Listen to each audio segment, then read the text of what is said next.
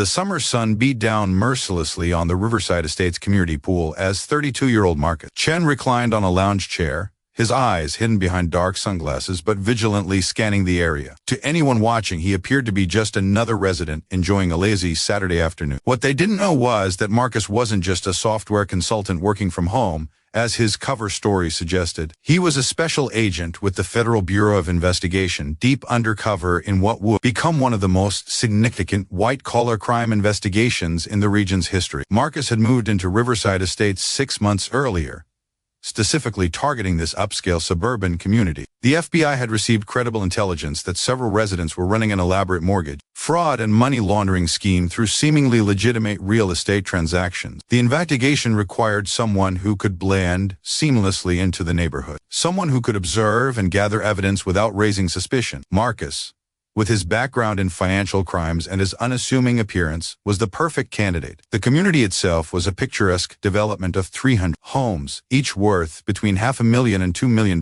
Manicured lawns stretched in every direction, children rode expensive bicycles down tree-lined streets, and the crown jewel of the neighborhood was the massive community pool complex, complete with a heated Olympic-sized pool, a splash pad for children, and a clubhouse with state-of-the-art amenities. Access to these facilities was controlled by electronic key fobs issued to homeowners in good standing with the Homeowners Association. What Marcus hadn't anticipated when he took this assignment was the minefield of petty neighborhood politics and the iron-fisted rule of Patricia Morrison, the HOA President, whom everyone had taken to calling Karen behind her back. Patricia was a 47-year-old woman with an angular face, severely styled blonde hair that never seemed to move, and an expression of perpetual disapproval. She had held the HOA presidency for 7 consecutive years, ruling the community with an obsessive attention to detail that bordered on tyrannical. Patricia's husband, Officer Derek Morrison, was a local police officer with 15 years on the force. Derek was a tall, broad-shouldered man who seemed to have mastered the art of the intimidating stare. Patricia frequently leveraged her husband's position to add weight to her demands, often mentioning his law enforcement career when confronting residents about violations both real and imagined. The trouble began on a sweltering afternoon in mid-July. Marcus had been at the pool for approximately 2 hours,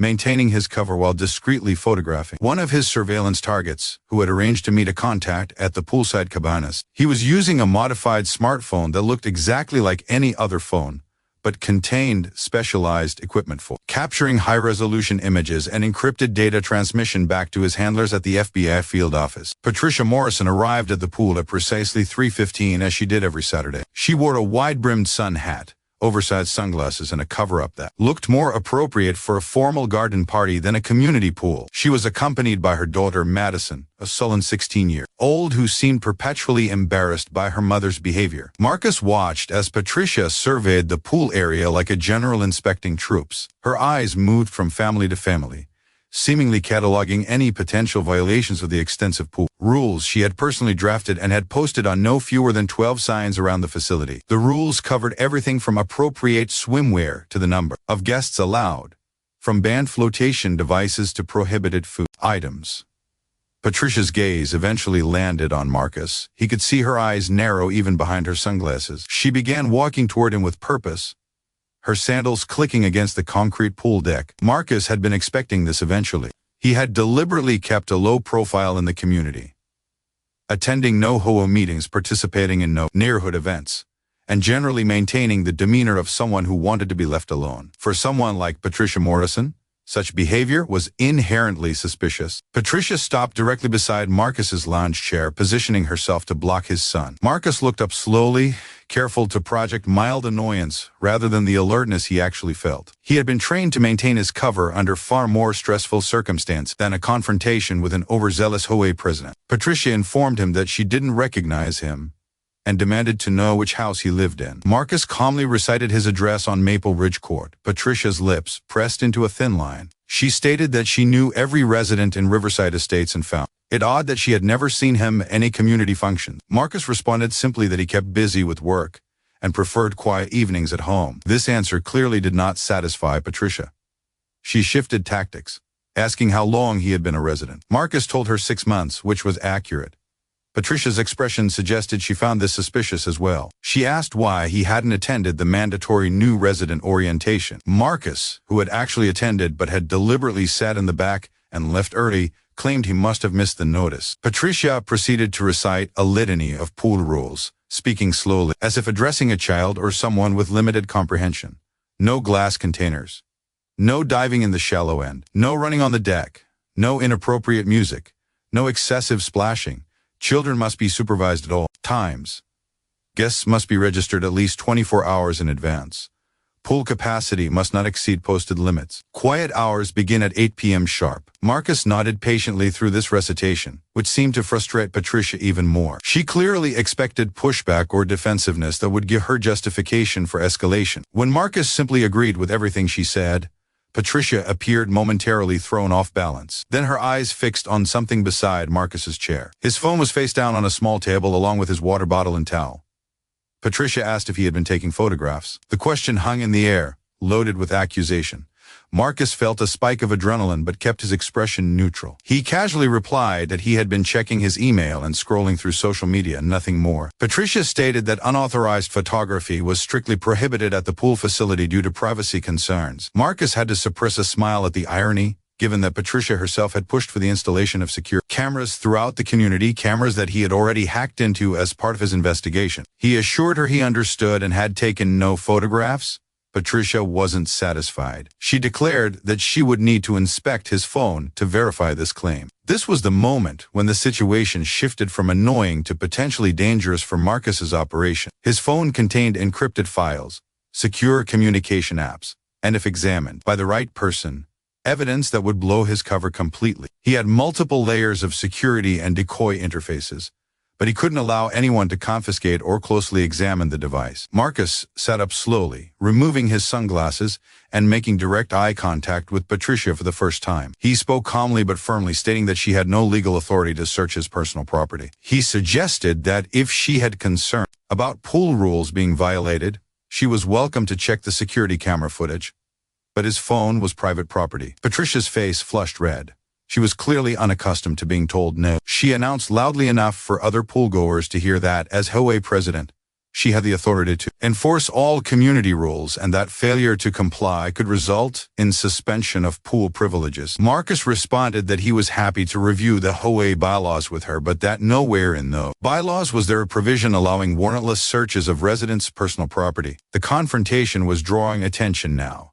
Other residents were watching, some with poorly concealed amusement. Patricia Morrison's public challenges had become something of a spectator sport in Riverside Estates, with residents often discussing her latest targets at neighborhood barbecues and coffee mornings. Most people simply complied with her demands to avoid the hassle, but occasionally, someone would stand their ground, providing entertainment for everyone else. Patricia pulled out her own phone and made a call. Marcus could hear her speaking to her husband, telling Derek that there was a situation at the pool that required police intervention. She described Marcus as a suspicious individual who was taking unauthorized photographs and refusing to cooperate with HOA officials. Marcus noticed how she carefully framed the situation to make it sound like a potential criminal matter rather than a neighborhood dispute. Marcus remained calm. He had dealt with actual criminals, international smugglers, and armed suspects during his career. An entitled HOA president was barely a blip on his stress radar. However, the arrival of local police presented a complication. His cover identity would hold up to routine scrutiny, but he preferred to avoid any official reports that might draw unnecessary attention. Approximately 15 minutes later, a police cruiser pulled into the pool parking lot. Officer Derek Morrison emerged, already wearing an expression that suggested he had heard his wife's version of events. Derek was in full uniform, with his service weapon visible on his hip, his badge gleaming in the sunlight, and his body language radiating authority. Derek approached with the confident stride of someone who expected immediate compliance. He asked for Marcus's identification and pool key fob. Marcus complied with the ID request, handing over his driver's license, which listed his Riverside Estates address. The license was genuine, issued by the state's DMV as part of his deep cover documentation. Every aspect of his Marcus Chen identity had been meticulously constructed by the FBI's Identity Management Unit. Derek examined the license carefully, then called it into dispatch, running a standard background check. Marcus knew exactly what would come back: a clean record, a credit history showing responsible financial behavior, employment record. With a legitimate software consulting firm that was actually an FBI front company and no outstanding warrants or issues, the cover was bulletproof. While waiting for the dispatch response, Derek asked Marcus what he was doing at the pool. Marcus explained that he was relaxing on his day off, the same as dozens of other residents. Derek asked if he had been taking photographs. Marcus denied it again, stating he had been using his phone for personal communications but had not photographed anyone. Patricia interjected, insisting that Derek confiscate Marcus's phone as evidence. This was the moment when Officer Morrison made his first significant mistake. Rather than explaining that he had no probable cause to seize private property in a civil HOA dispute, Derek seemed to consider it. He asked Marcus if he would voluntarily surrender his phone for inspection.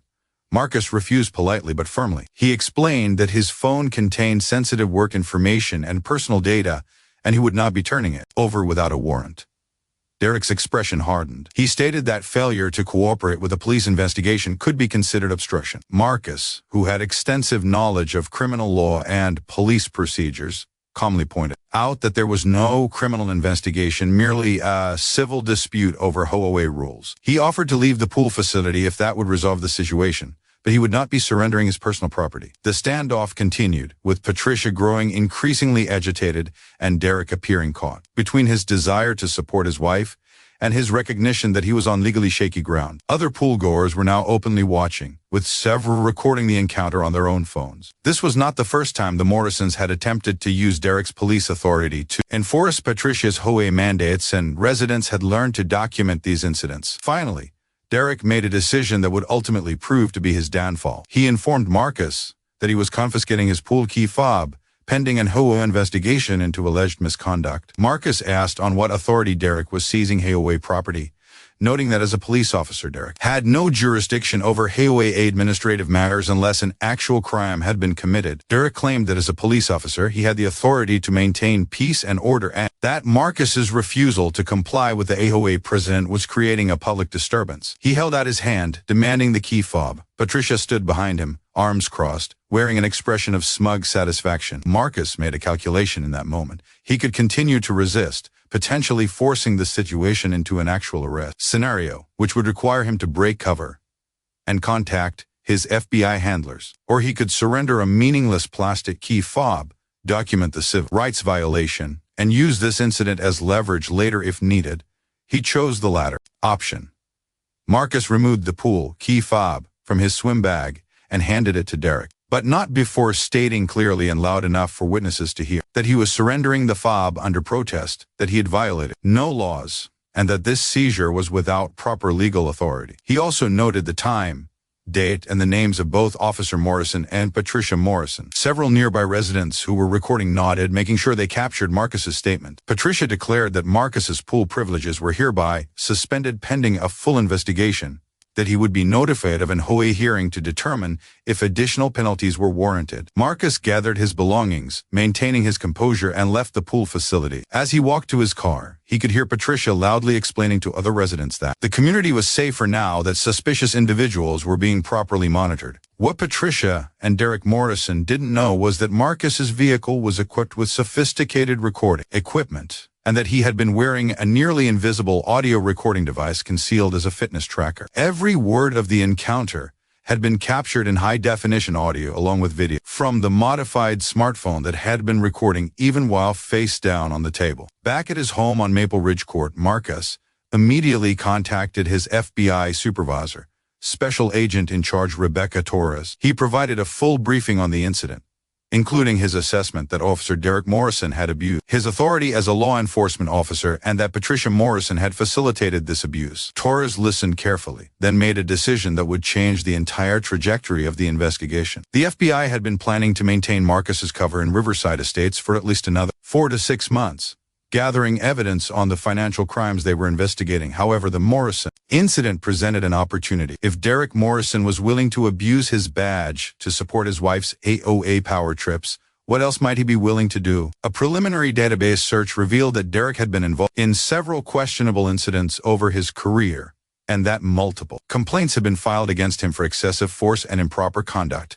though none had resulted in serious discipline. Torres authorized a parallel investigation into Derek Morrison and expanded Marcus's mission to include surveillance of both Morrison and the Riverside Estates HOA leadership. What they discovered over the following weeks was far more extensive than a simple case of HOA overreach. Patricia Morrison had been systematically abusing her position as HOA president for years. She had been approving contracts for community maintenance and services exclusively to companies owned by her friends and family, receiving kickbacks in return. She had been manipulating HOA elections by restricting voting access and intimidating potential opponents. She had been using HOA funds for personal expenses, disguising the embezzlement through creative accounting. Derek Morrison, meanwhile, had been using his access to police databases to run background checks on Patricia's HOA adversaries, providing her with personal information that she then used for harassment and intimidation. He had made false police reports about residents who challenged Patricia's authority. He had even planted evidence to support HOA violations claims in a few cases, including claiming to have witnessed infractions that never occurred. The financial crimes investigation that had brought Marcus to Riverside Estates continued as planned. But now the FBI had stumbled onto a corrupt police officer and a criminal HOA president. The scope of the operation expanded dramatically. In the weeks following the pool incident, Patricia made Marcus's life as difficult as possible,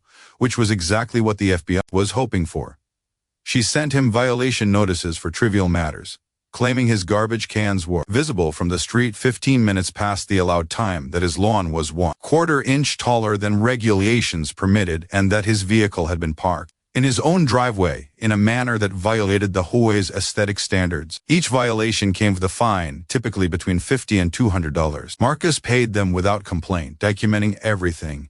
Each payment was additional evidence of HOA harassment. Patricia, emboldened by Marcus's apparent compliance, escalated her campaign. She sent him a letter claiming that his house color, which had been the same since he moved in and matched dozens of other homes in the community, was no longer in compliance with HOA standards, and that he would need to repaint at his own expense. The letter demanded a color from a pre-approved palette, with painting to be completed within 30 days at an estimated cost of $8,000. It was a transparent attempt to force Marcus out of the community. Patricia had used this tactic before, with residents she disliked, making their lives so miserable and expensive that they eventually sold their homes and left. Marcus forwarded the letter to Agent Torres with a simple note: "They're making this too easy." The FBI's white-collar crime division was building an ironclad case against Patricia for embezzlement, fraud, and abuse of fiduciary duty. The Civil Rights Division was simultaneously building a case against Derek for violation of civil rights under color of law, a federal crime that carried significant penalties. The turning point came during an HOA board meeting in early September. Patricia had scheduled a hearing regarding Marcus's pool privileges and his alleged pattern of HOA violation. Marcus attended knowing that Patricia expected either an apology and capitulation or angry resistance she could use to justify further penalties. He provided neither. The meeting was held in the community clubhouse, the same building that housed the pool facilities. Patricia sat at the head of a long table with the 4 other board members, arranged on either side. The board consisted of 2 couples who were longtime friends of the Morrisons, and 1 independent member, Richard Chen, no relation to Marcus, who had been trying unsuccessfully to challenge Patricia's dominance for years. Approximately 30 community residents attended the meeting, an unusually large crowd drawn by rumors of the ongoing Marcus versus Patricia conflict. Derek Morrison stood against the back wall in civilian clothes, his arms crossed, his presence clearly intended to intimidate. Patricia opened the meeting by reading a lengthy list of charges against Marcus: failure to attend new resident orientation, taking unauthorized photographs at the pool, refusing to cooperate with HOA officials, creating a public disturbance, multiple landscaping violations, improper garbage can placement, vehicle parking violations, unauthorized house color. The list went on, each item more ridiculous than the last. Patricia then moved to permanently revoke Marcus's pool privileges and to fine him $5,000 for his pattern of violations, with additional daily fines until all violations were corrected. She asked if Marcus had anything to say in his defense before the board voted. Marcus stood slowly. He thanked Patricia for her detailed presentation. Then he did something completely unexpected. He revealed his true identity. Marcus announced that his name was indeed Marcus Chen, but that he was also Special Agent Marcus Chen of the Federal Bureau of Investigation. The room erupted in shocked gasps and confused murmurs. Patricia's face went pale, then red, then pale again. Derek Morrison pushed off from the wall, his hand instinctively moving toward where his service weapon would have been if he were in uniform. Marcus continued calmly, explaining that he had been conducting an authorized federal investigation in Riverside Estates for the past 6 months. He stated that in the course of that investigation, he had witnessed and documented extensive criminal activity by both Patricia Morrison and Officer Derek Morrison. He informed the board and the assembled residents that federal warrants had been issued that afternoon and that FBI agents were at that very moment executing search warrants at the Morrison residence and at Derek's police locker. As if on cue, the clubhouse doors opened and 6 FBI agents entered, led by Special Agent in charge Rebecca Torres. They were accompanied by 2 representatives from the state attorney general's office and an internal affairs investigator from Derek's police department. Agent Torres approached Patricia Morrison and informed her that she was under arrest for embezzlement, wire fraud, mail fraud, and conspiracy to commit fraud. One of the other agents approached Derek Morrison and informed him that he was under arrest for deprivation of rights under color of law, tampering with witnesses,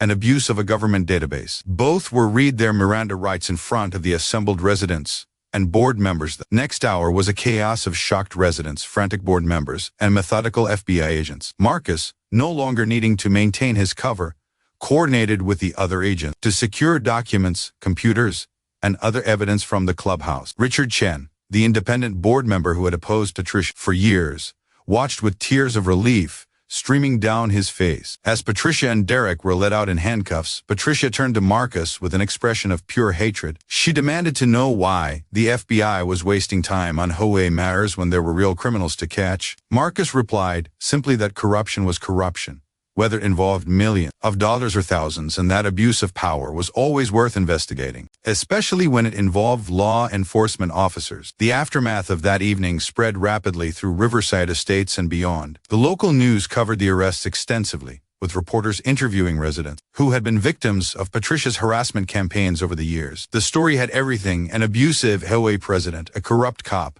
and an undercover FBI agent who had endured months of petty tyranny to bring them to justice. The original financial crimes investigation that had brought Marcus to Riverside Estates concluded successfully several weeks later, resulting in indictments of 7 individuals involved in the mortgage fraud and money laundering scheme. That case would have made headlines on its own, but it was overshadowed by the Morrison arrests. Patricia Morrison's trial revealed the full extent of her corruption. Over her 7 years as HOA president, she had embezzled more than $300,000 in HOA funds. She had accepted an additional $100,000 in kickbacks from contractors. She had manipulated elections, destroyed ballots, and intimidated residents who challenged her authority. She was ultimately convicted on 14 federal counts and sentenced to 7 years in federal prison. Derek Morrison's case was even more serious. The investigation revealed that he had not only abused his authority to help his wife, but had also been involved in evidence tampering, false arrests, and civil rights violations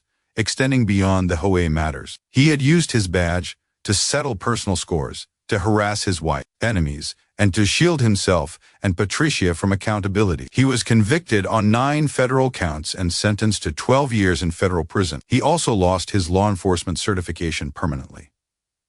The Riverside Estates HOA underwent a complete restructuring. The remaining board members all resigned in disgrace. New elections were held under the supervision of a court-appointed monitor. HOA bylaws were rewritten to include checks and balances, term limits for board members, and protections for residents against harassment. Richard Chen became the new president and immediately set about reforming the organization. Marcus's pool privileges were restored, though by that time his cover was blown and he was reassigned to other cases. His last official act in Riverside Estates was attending a special community meeting where residents gave him a standing ovation and presented him with a ceremonial pool key mounted on a plaque. The plaque read, "In recognition of Special Agent Marcus Chen, who endured our worst HOA president so we didn't have to." The case became a training example at the FBI Academy, demonstrating how investigations can expand in unexpected directions and how maintaining cover under harassment requires both discipline and patience. It also became a cautionary tale in law enforcement circles about the consequences of abusing a badge and the importance of maintaining integrity both on and off duty. For the residents of Riverside Estates, the Morrison arrests marked the beginning of a new era. Without Patricia's iron-fisted rule, the community became more welcoming and less litigious. Violation notices dropped by 90%. The pool, once a battleground of petty rules and enforcement, became what it was always meant to be: a place where families relaxed and children played without fear of harassment. Marcus Chen occasionally drove through Riverside Estates in the years that followed, never stopping but simply observing the community he had helped liberate from corruption. The streets looked the same, the lawns were still immaculate, and the pool still sparkled in the summer sun. But the atmosphere had changed fundamentally. The fear that had pervaded the community under Patricia Morrison's reign had been replaced by something resembling actual community. The case had one final ironic twist. When Patricia's assets were seized as part of her criminal conviction, investigators discovered that she had been documenting her own misconduct in elaborate detail, keeping spreadsheets of her embezzlement, and even a journal describing how she manipulated HOA elections and used Derek's police access for personal gain. She had apparently believed she was untouchable and was keeping records to either protect herself or, as one prosecutor theorized, because she enjoyed documenting her power over the community. These self-incriminating documents made the prosecution's case almost effortlessly simple. Patricia had essentially built the entire case against herself, meticulously organizing the evidence of her crimes. It was, as Agent Torres noted, the most considerate thing Patricia Morrison had ever done for anyone else. The story of HOA Karen and her cop husband trying to take pool keys from an undercover FBI agent became something of an urban legend in law enforcement and HOA reform circles. It was shared on social media, discussed on podcasts, and even inspired several communities to review and reform their own HOA structures to prevent similar abuses of power. Years later, Marcus would reflect on those 6 months in Riverside Estates as one of the strangest assignments of his career. He had gone in expecting to investigate financial crimes and had ended up dismantling a corrupt HOA and bringing down a bad cop. He had endured petty harassment, ridiculous violation notices, and the confiscation of his pool keys, all while gathering evidence that would ultimately result in justice being served. The incident served as a reminder that corruption exists at all levels, from international criminal syndicates to suburban HOAs, and that federal law enforcement has a role in addressing all of it. It also demonstrated that sometimes the best response to a bully is patience, documentation, and the long game. Patricia Morrison had spent months making Marcus Chen's life difficult, never realizing that each petty violation notice and each abuse of her husband's badge was another nail in her own coffin. For Derek Morrison, the fall from grace was particularly severe. He had spent 15 years building a career in law enforcement, and he threw it all away to support his wife's HOA power trips. His case became a teaching moment in police academies about the importance of maintaining boundaries between personal and professional life and about the absolute necessity of integrity in law enforcement. The pool key that Patricia had been so determined to take from Marcus, that small piece of plastic that represented access to a community amenity, had inadvertently been the catalyst for justice. It was a reminder that standing up to abuse, even petty neighborhood abuse, matters. That resistance to unjust authority, even when that authority is backed by a badge, is not only justified but necessary. Marcus's final report on the case concluded with a simple observation: power without accountability inevitably leads to corruption, whether that power is wielded by a corporate executive, a government official, or an HOA president. The scale may differ, but the principle remains the same. And sometimes, just sometimes, an undercover FBI agent with a pool key and an unwillingness to be bullied is exactly what's needed to bring that corruption to light. The residents of Riverside Estates learned a valuable lesson from the entire affair. They learned to question authority, to demand accountability, and to stand up against harassment,